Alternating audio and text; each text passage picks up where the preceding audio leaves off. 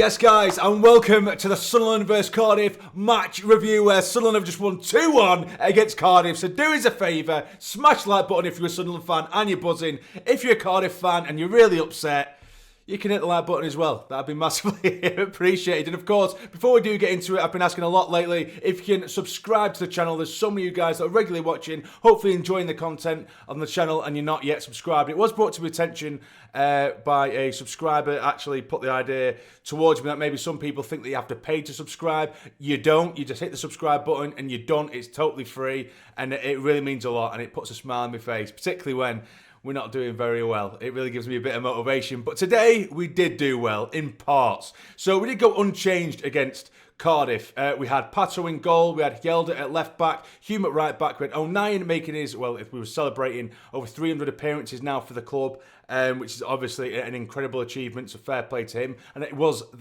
actually Sunderland's, the club's 5,000th league game, which is a hell of an achievement in itself. And I'm glad that it did end in a win, because at one point it didn't look like it was going to at all. But yeah, it did end in a win. But yeah, partnering Luke O'Nien was Chris Mepham. Then in the middle we had Job, we had Brown, and we had Neil, of course, as well. On one side, on the right, we had Roberts. We had Mundell starting again on the left, and then Mayenda starting up top as well, which I was really, really happy to see. Now, getting into the game straight away, honestly, the opening minute, a minute and a half, 90 seconds, 2 minutes, whatever it were, the press seemed to be back from the opening games of the season where, you know, we had that ferocious, relentless press, and straight away, a good couple of times in the opening 60 seconds, we forced them into errors. You know, Mundell was driving down the left-hand side, cutting in from left to right after nicking it off him, and then he'd have a shot blocked, but then we forced him into another error on the right-hand side. Roberts pings it straight directly into the path of Mayenda, who spins his man really, really well and then just passes it into the far corner to make it 1-0 after, 90 seconds, 2 minutes or whatever it was. Fantastic start, and we didn't stop from there. You know, Roberts were doing well on the right-hand side as he does, linking up with Trey Hume, and it was just loads of half chances where, you know, for a time in a period, we had this sort of level of arrogance about us, but in a good way, really stuck in our stuff. Every time they even thought about mounting an attack, bang, we'd hit him hard, nick the ball off him, we'd go again, and yeah, it'd end up in sort of Mundell cutting in from left to right, and then a shot blocked or way wide, or Job going from distance. Brown had a couple of efforts from distance as well, and it just seemed like a matter of time before it was going to be two.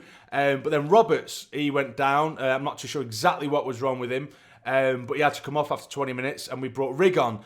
Now, not to give Rigg any stick exactly, because I just don't think Rigg is fantastic on that right-hand side. Of course, he has played a large chunk this season, at least earlier in the season, on the right-hand side. But for me, it just doesn't suit him, and I find that it slows the play down a lot. And without Roberts there, I feel like it just cut a lot out of the game. That right-hand side, it almost nullified it. And Rigg, I don't think, actually took on the left back until the 85th minute, where he managed to get to the byline and put it across goal, and it didn't come to anything. But other than that, we'd be breaking forward, and he'd put his foot on the ball and go backwards, or he'd put his foot on the ball to stop the momentum, and he'd do like a little cheeky flick to a player who's 3 yards away from him when it's relatively unnecessary. And don't get me wrong, he works his arse off, and I love Rigg. I think he's a fantastic player, particularly for his age. But on the right-hand side, it just nullified everything. For me, on that side anyway. However, regardless of that, I feel like we still played very, very well. I've seen online, you know, in the lead-up, in the build-up to the goal to make it 1-1, I've seen a lot of people online saying, oh, we went a goal up and then we sat back. No, we didn't. And that narrative at times is just used because we've conceded after scoring. It's just an easy narrative to use. I don't think we did sit back at all. I think we played well. We nullified their chances to pretty much nothing. Yeah, they had the odd set piece where they're going to be, you know, they're going to be threatening from, they're going to be dangerous from, because they have the height in there, but we pretty much nullified it for the most part. And we were still, even when Roberts went off and after the goal, we're still making half chances, and we're still going at them, and of course breaking with the pace that we had. And it was quite exciting to see, and as I said, it felt like it was only a matter of time, but that wasn't necessarily to be.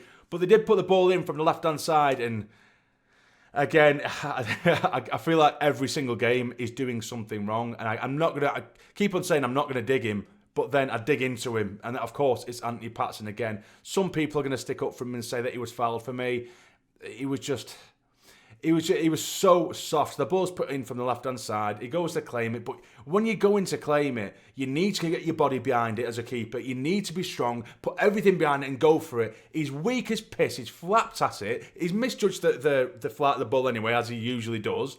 And so the ball's already gone behind him, so he's already missed it. And then the lads nodded it in behind him. And then, he's got a bit of contact on Patterson sort of afterwards and sort of as he's going through to get the ball. But for me, it's not a foul. It's not a foul. Patterson just way too soft and he's misjudged it horribly. And fortunately, come away with the win. But it's just another time where Patterson has been a liability. And again, I'm not going to go straight into it, dig into him too much. But again, I can't ignore it. It's yet another Patterson mistake that leads to a goal. I don't know. But either way, we're going to carry on going.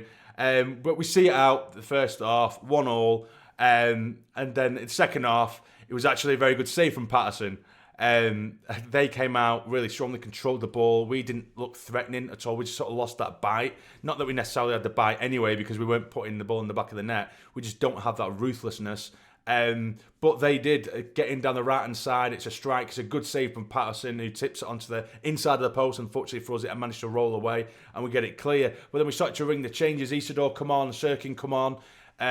What I thought should have happened, going back to Roberts going off, what I think he should have done, Regis, was push Mayenda onto the right-hand side and put Isidore up top, because then we'd still have that pace and that drive on the right. But again, it nullified us. Hindsight's a wonderful thing. But I can understand why he's gone for Vrig, because he wants to get legs in him and stuff like that, and he wants to get minutes in his legs, and he's someone who's going to be ready to go. He's sharp. But like I said, I just don't think he's anywhere near as good as other players on that right-hand side, Chris Rigg. But yeah, so we did make the changes ourselves, and for a long time it didn't look like it really did anything. We did struggle to get control of it. They were controlling the play very well, keeping hold of it, again without threatening too much, but they did keep hold of possession, and we were just turning over possession very easily. And what's frustrating is that first half, I think, was probably one of the best we've played in a long time, and then we come away 1-1 at half-time anyway, like I say. But again, we made the changes, making half chances here and there. On the break, it's just the decision making as well. There was a time I think like Job was driving them forward, and it was sort of 4-on-2 or 4-on-3 in our favour, and he's just looking, no one's really moving, but then he's not passing it, and he holds onto it, and eventually wins a free kick in a dangerous position, which comes to nothing. But it's just one of those things where I just think if it was a Sheffield United or a Leeds or maybe a Burnley, even though Burnley are horrendous to watch, albeit they are getting results, those kind of teams are so much more ruthless. There's players waiting to be slid in, and we're just not doing it, or taking the opportunities. And that happened several times in that second half when we broke, and it was numbers in our favour, and we just mess it up, be it a bad touch or a poor pass or lose the ball. And that happened several times. Watson came on as well on the left-hand side. He did his usual, sort of cutting in from left to right a lot, but it was getting blocked. And there were, at times we were queuing up towards the back end of the game. On the break, again, numbers in our favour. Mayenda might have a bad touch, or Isidore, something like that. But it should have really added to it. But we did make it 2-1. Fantastically done. And to be fair, for a team, for us, we're historically pretty abhorrent with set pieces. It was a really nicely worked free kick. We played it in behind, just from the edge of the box, slipped it in behind the right-hand side. It was cut back, lovely. And there is Mepham from a yard out, and he taps it in to make it 2-1. And we see it out. So fantastically done, fantastic win, should I say. Not necessarily fantastically done, but it's another game where, maybe in years gone by we would have lost that game.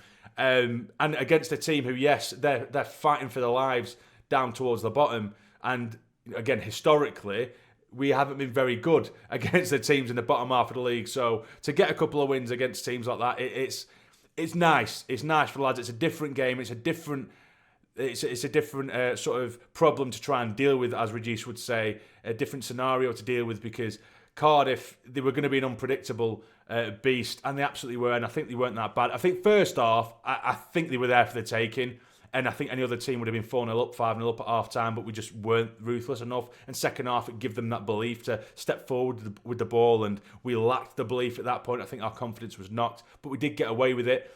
But yeah, 3 points, and sadly for us, Sheffield United, I think anyway, I'm pretty sure it has finished the games around us. Let me just quickly double check to make sure I'm not lying to you. Sheffield United beat Preston. Burnley smashed Luton 4-0. So yeah, we're still 8 points away from second, but as I keep on saying, all we can do is look after ourselves, and if anything happens above us that lands in our favour, then so be it. But all we can do is just keep on winning, concentrate on ourselves, and that's what we've done. My man of the match today is hands down Elijah Mayenda.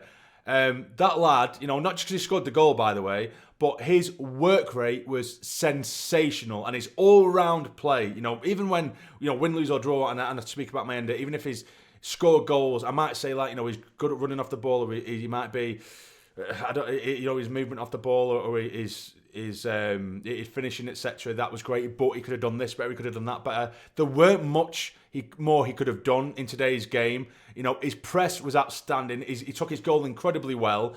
His hold-up play for Mayenda was outstanding for me. He worked his arse off. The amount of times where he's nicked the ball off him as well, getting forward, and when we have been putting a little bit of pressure, and he's holding up his man, and he'll win us a free kick high up the field to give us a bit of a breather. Just the general play of an all-round striker was absolutely sensational, and he could have, on another day, towards the end when his gasket was going a little bit, there was a chance where he broke, and maybe he should have passed it, but he's lost his footing a little bit, and I think he was just leggy at that point, but he ran himself into the ground. So for me, Mayenda, absolutely man of the match today. But that'll be it, guys. We've got ourselves 3 points regardless. Let us know in the comments down below who you would give man of the match. What do you think about the game in general? Let me know. But enjoy your weekend. Sunderland have won. It's 3 points, guys. You got to smile. Hit the like button. Subscribe if you're new. But for now, take care. Stay jammy. How are the lads? Come on!